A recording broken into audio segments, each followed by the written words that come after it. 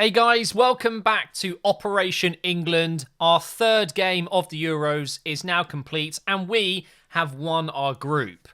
However, sorry to be Mr. Negative, but there are some things that I want to talk about today. First of all, take a look at the lineup. What do you guys think? Grealish, man of the match? I think he came second to Saka, personally. I think Saka should have been man of the match.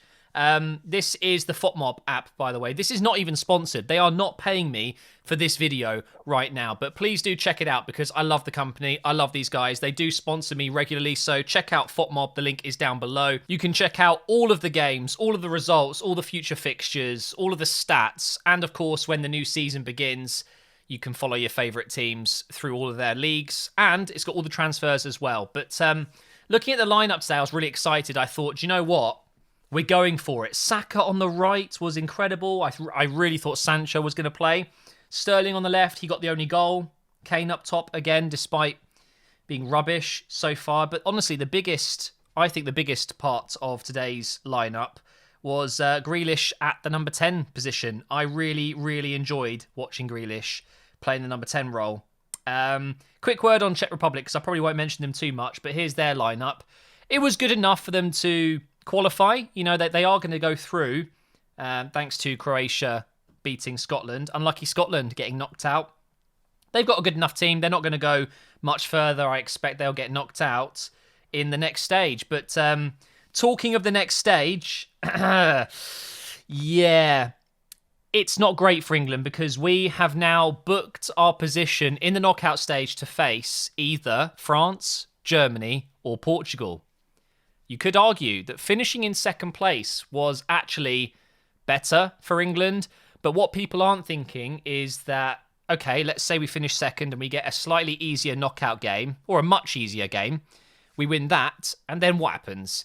Then we're probably going to face either Germany, France, or Portugal. So either way, we're going to face one of those titans on our way to, hopefully, the final and maybe winning the tournament. So for me, it wasn't a case of trying to, I don't want to say lose on purpose or drop some points on purpose, but some people were genuinely thinking we should not try and win today just so we can get an easier game in the next stage.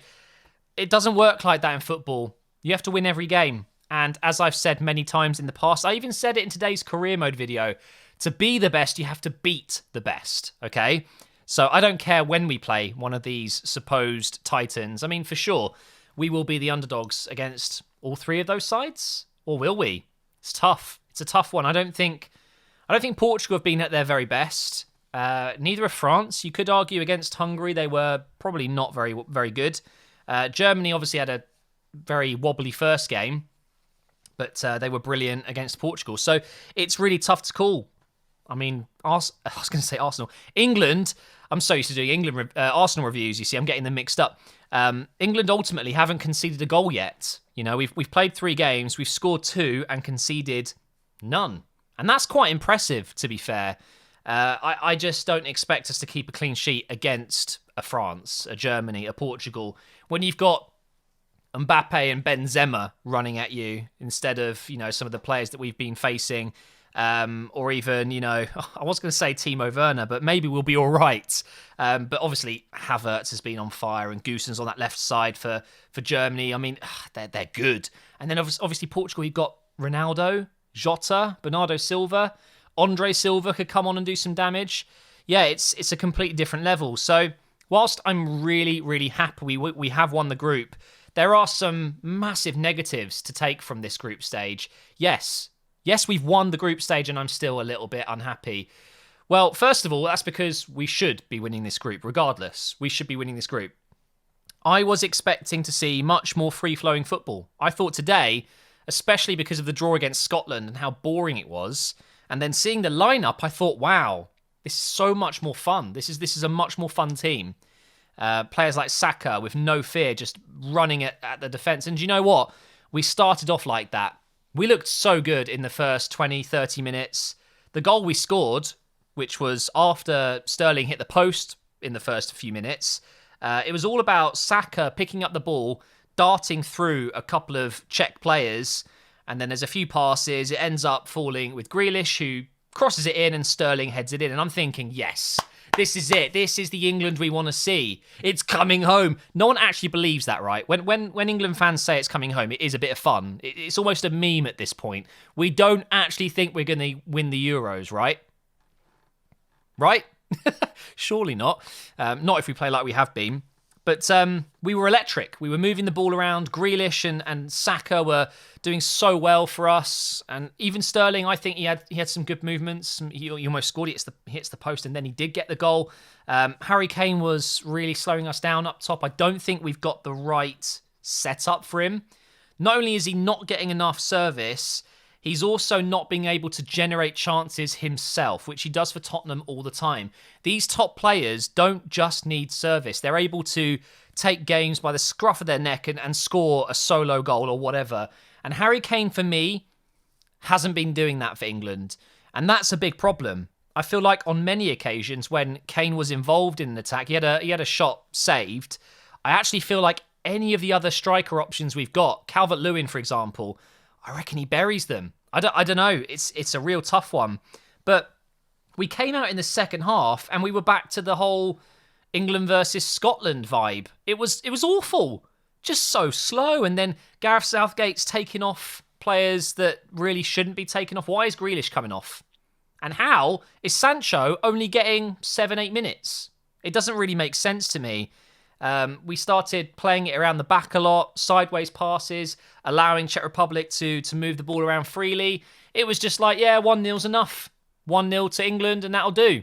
And I really feared that potentially we would concede and then draw the game. But ultimately, we were guaranteed to go through today. It was just whether or not we'd get first, second or third. So I think that's enough of the negatives. Just to recap, still boring, still slow, still subbing off the wrong players, still not starting the right players in some cases, and too slow and defensive. So those are the negatives. The positives are, defensively, we are solid. Bit of luck here and there. I think Souček should have scored today. But genuinely, Maguire being back in the lineup was great today. I thought he was solid. Most passes in the game, by the way. And him and Stones look strong. And we've got Mings, who's been great so far. Shaw had a decent game. I think Walker was okay. Defensively, where everyone was worried that would be maybe our most fragile part of the system, has actually been the strongest. We haven't conceded a goal. Not many teams in the competition can say they haven't conceded a goal. There's only a few, and England are one of them.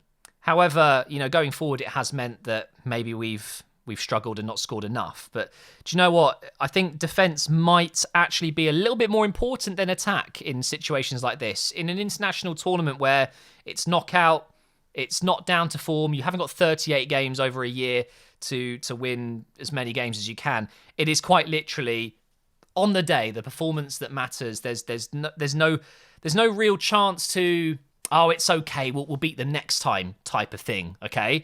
So sometimes I almost feel like we rely too much on attacking football these days in club football. And sometimes you do have to have a really solid foundation and the goals come second because you can't win a game if you're conceding so many goals. You can go up the other end and score 3, but if you're conceding 4 or 5, you're not going to go anywhere. So I think it's great that we are so good defensively. And the fact that we can use different systems. We can go 3 at the back if we need to. We can go 4 at the back like we did today and the other games. We do have a lot of creative freedom defensively. And it's great to have so many good options on the sides as well. We've got left backs, right backs. We've got everything. So that is definitely a positive. The other thing as well is we do look quite comfortable. I would say that whilst we're not playing this gorgeous, attacking, sexy football, when we do have possession, we look quite good with it. We do pass it around strongly. We don't make too many mistakes, which is quite nice to see. As an Arsenal fan, I've spent the last few years making these reviews talking about how we give away goals so easily, and England don't seem to be doing that. Southgate has us unbeaten in this tournament so far, and that's pretty good. So I think those are the positives to take from this, and we are going to get an absolute banging match next Tuesday, is it, when we play the knockouts? I think it's going to be Germany. I have a feeling, but if it's Portugal, if it's France, I don't care. It's going to be an insane match, and I cannot wait to go live on stream and watch that with you guys. We had more people tonight. Thank you so much for coming over and watching the game. I'll be live for some of the other games this week. Tomorrow I might go live for the France game. I'll probably watch the Swedish game as well, just because Ellen's Swedish. You might watch it with me. So please check out the stream if you haven't already. But ultimately, guys, good result tonight because we have won the group.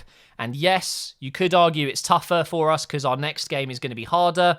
But we're going to face one of those guys anyway. So why not get out of the way early? If we get knocked out, we get knocked out. And at least us England fans can go back to watching as a neutral and not being stressed and singing It's Coming Home. Because it definitely wouldn't be. But I've got a good feeling. You know, we haven't conceded. Maybe we can do one more. One more big game defensively. But then again, we'll need it again after that.